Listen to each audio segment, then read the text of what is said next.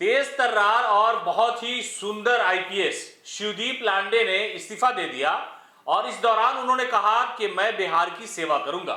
उसके बाद से लोगों में चर्चाएं होने लगी कि क्या वो राजनीति में उतरने वाले हैं, और लोगों का जो ये सवाल है उसका जवाब हाँ में है कि हाँ, शिवदीप लांडे राजनीतिक पारी खेलने की तैयारी कर रहे हैं।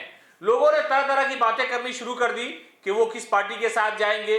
किसी ने कहा वो प्रशांत किशोर के साथ जाएंगे, लेकिन मैं आपको बता रहा हूं कि वो प्रशांत किशोर के साथ किसी भी कीमत पे नहीं जाने वाले हैं। वो प्रशांत के खिलाफ जाएंगे, इसलिए कि शिवदीप लांडे इतने तेज तर्रार आईपीएस अधिकारी रहे हैं कि वो मुजरिम का चेहरा देख करके उसके जुर्म का पता लगा लेते थे। तो ऐसे हालात में राजनीतिक पार्टियों के साथ उनका जो मेल होगा, जाकर के चुनाव लड़ने का जो दिल में खेल होगा, वो तो सबके सामने नहीं आ सकता। लेकिन शिवदीप लांडे बहुत ही चालाक अधिकारी हैं, इसलिए ये बात आप मान के चलिए कि वो प्रशांत किशोर के साथ किसी भी कीमत पर नहीं जाएंगे।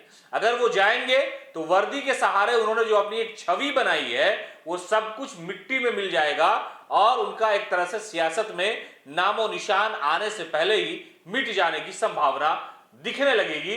इसलिए शिवदीप लांडे ने एक बड़ा प्लान तैयार किया है। उनके जहन और दिमाग में है कि जो बिहार में राजनीति में प्रमुख पार्टियां हैं उनके सहारे वो सियासत के सफर का आगाज कर सके, और वो राष्ट्रीय जनता दल या जनता दल यूनाइटेड या भारतीय जनता पार्टी भी हो सकता है, इन्हीं ऑप्शनों में से वो चुनेंगे, या कांग्रेस के टिकट पर भी वो चुनाव बिहार विधानसभा का लड़ सकते हैं।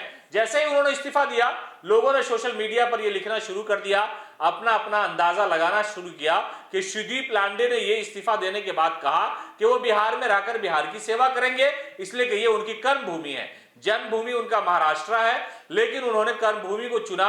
तो ऐसे हालात में लोगों के जहन में आया कि क्या लांडे जो है वो चुनावी मैदान में उतरेंगे, तो ऐसे लोगों को प्रशांत किशोर नए नए लोगों को अपनी तरफ लाते हैं तो जन सुराज से जुड़ जाएंगे। लेकिन मैं आपको बता रहा हूं कि वो जन सुराज से जुड़ने नहीं जा रहे हैं, वो पीके के खिलाफ राजनीति करेंगे। इसलिए कि अगर वो पीके के साथ जाएंगे तो उनके वर्दी का जो बनाया हुआ धौंस है, जो उनकी रॉयल्टी है, जो पर्सनालिटी है, उस पर दाग धब्बा लग जाएगा और होगा ये कि वो सियासत में नाकाम हो जाएंगे पहली पारी में ही। ऐसे कई सारे आईएएस और आईपीएस गुजरे हैं जिन्होंने जल्दबाजी में फैसला लिया और फिर उनकी जिंदगी पे एक बदनुमा दाग लग गया।